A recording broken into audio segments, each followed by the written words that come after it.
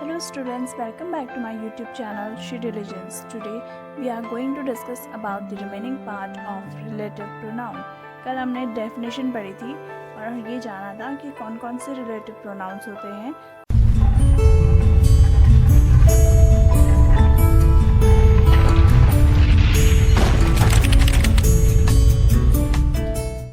तो हम आज थर्ड पार्ट पढ़ेंगे जो कि है हमारा whose। इसकी डेफिनेशन देखेंगे। नाउ whose की डेफिनेशन जो है देखेंगे। When we have to show possession or ownership of the antecedent given in the sentence।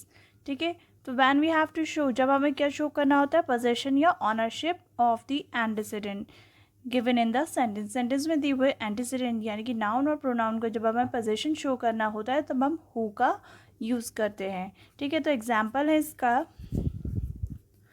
The man dash car was stolen yesterday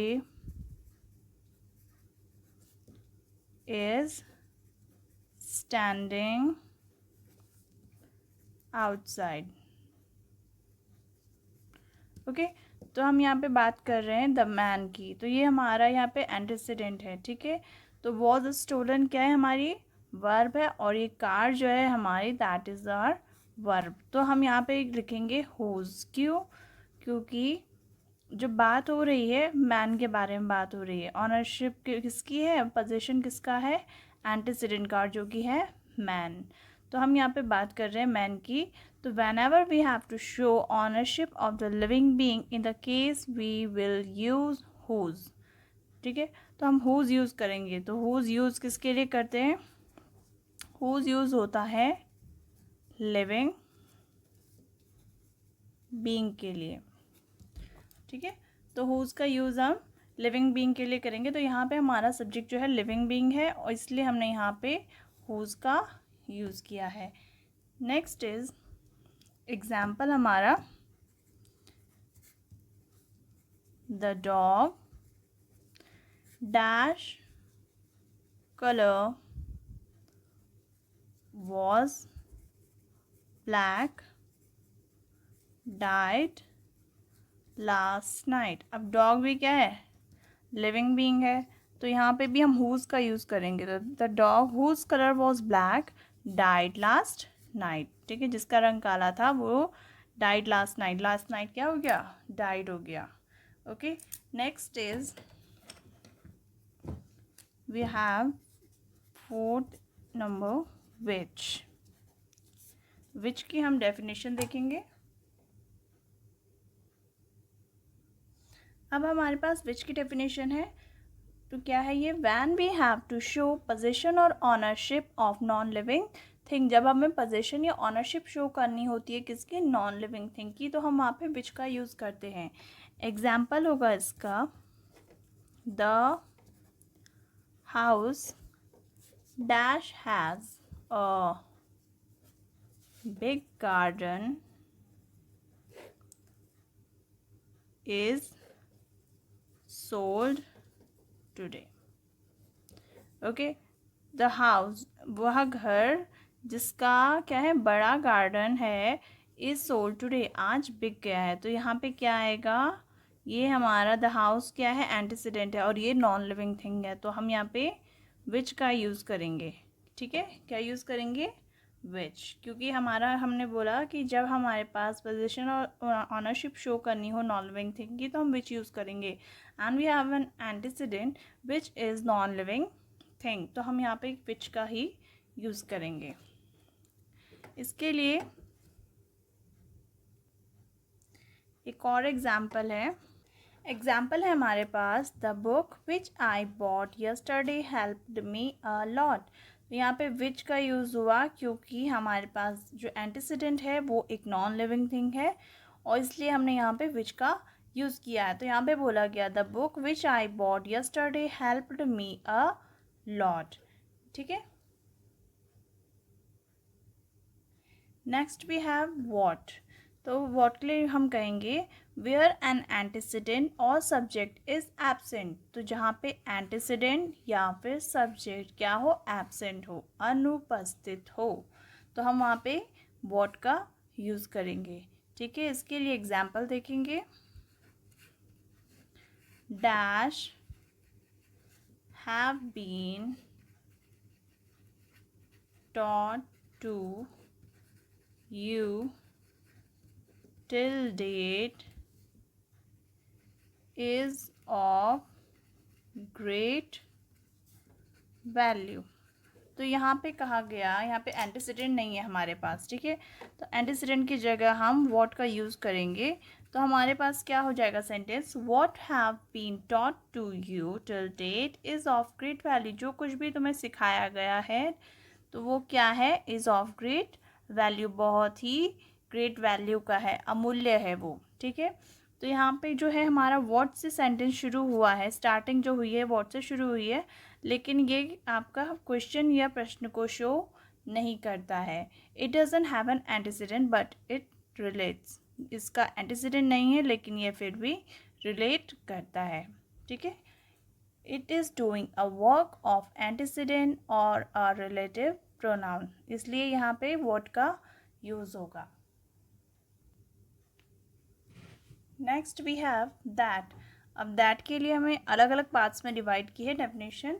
तो इसके लिए फर्स्ट डेफिनेशन जो है, when we have a pair of antecedent, a person, a thing और an animal. जब हमारे पास क्या हो, पेयर हो एंटीसीडेंट का, जो कि क्या हो, पर्सन हो, थिंग हो या फिर एनिमल हो, तो हम वहाँ पे दैट का यूज़ करेंगे। ठीक है, एग्जाम्पल देखते हैं इसके।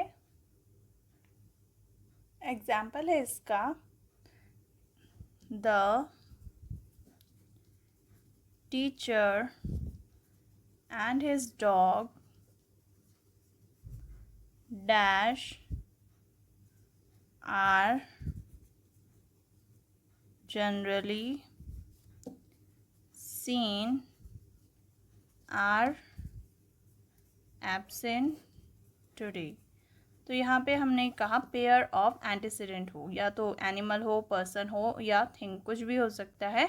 तो यहाँ पे the teacher and his dog, we have two antecedent, pair of antecedent. तो टीचर है एक और दूसरा है डॉग, उसका डॉग है। ठीक है, तो हमें बोला गया the teacher and his dog dash are generally seen, तो डैश की जगह हम लिखेंगे that. Second we have with a superlative degree of adjective, adjective की सुपरलेटिव डिग्री के साथ हम दैट का यूज़ करेंगे। ठीक है, एग्जाम्पल देख लेंगे। Kite,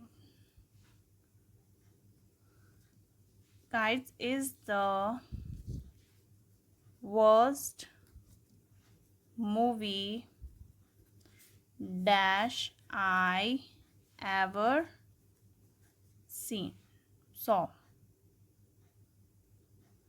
okay, kite is the worst movie that I ever saw. तो काइट जो है ऐसी वर्स्ट मूवी है, ये सुपरलेटिव डिग्री है किसकी, बैड की, बैड की सुपरलेटिव डिग्री है वर्स्ट। वर्स्ट मूवी है दैट आई एवर सॉ, जो, ठीक है, यहाँ पे एंटीसीडेंट है movie, we are talking about the movie, तो सुपरलेटिव डिग्री वर्स्ट है which is the superlative degree of bad.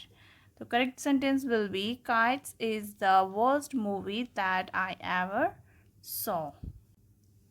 Next we have starting with an interrogative word. Starting हो किससे, interrogative word से। तो हमारे पास example है what is there, ऐसा क्या है that is impossible for my father। तो that का यूज़ हुआ है और ये कहा गया है कि ऐसा क्या है जो कि मेरे फादर के लिए impossible हो। ठीक है, तो that का यूज़ यहाँ पे करेक्ट होगा। Next is with indefinite pronoun, the same और द सच। एग्जाम्पल होगा इसका, all that glitters is not gold. अब यहाँ पे ऑल का जो यूज़ हुआ है, ऑल आपका क्या है, इंडेफिनिट प्रोनाउन है, तो इसके साथ हमारे पास क्या होगा, दैट। ऑल दैट ग्लिटर्स, हर चमकती हुई चीज़, इज़ नॉट गोल्ड, सोना नहीं होती, कहावत है ना। तो अब हमारे पास क्या है, all that glitters is not gold, क्योंकि सेंटेंस जो है ऑल से स्टार्ट हो रहा है जो कि इंडेफिनिट प्रोनाउन है, तो यहाँ का जो दैट है उसका यूज़ करेक्ट होगा। हमारे पास एग्जाम्पल है,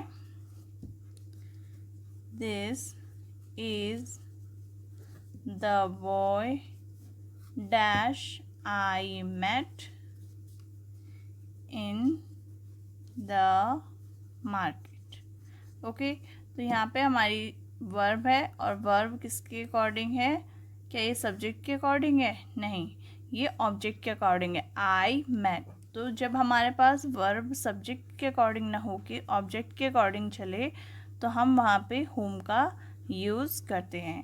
ओके, तो ये करेक्ट सेंटेंस होगा। फिर लेकिन हम अगर देखें एक और sentence, this is the same boy dash I met in the market। Okay, अब इसमें भी जो वर्ब है वो इसके अकॉर्डिंग है, लेकिन हमारे पास रूल कहता है कि जो आपका इंडेफिनिट प्रोनाउन है वो अगर आपका एंटीसीडेंट के साथ हो तो वहाँ पे आप दैट का यूज़ करेंगे। ठीक है, यहाँ पे तक समझ आया होगा। आई होप हमारा चैनल आपकी स्टडी में हेल्पफुल होगा। कल से हम वर्ब की सीरीज शुरू करेंगे, उसके बाद हम कॉम्पिटिटिव एग्ज़ाम्स के लिए वीडियोस बनाएंगे। Till then take care and thanks for watching.